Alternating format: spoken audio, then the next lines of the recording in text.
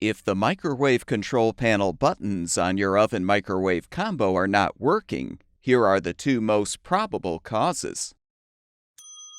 The most likely cause is a faulty touchpad and control panel.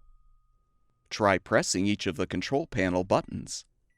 If some of the buttons respond correctly while others don't, the panel and touchpad should be replaced.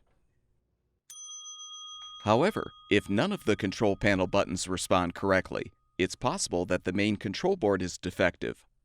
Installing a new control board should solve the problem.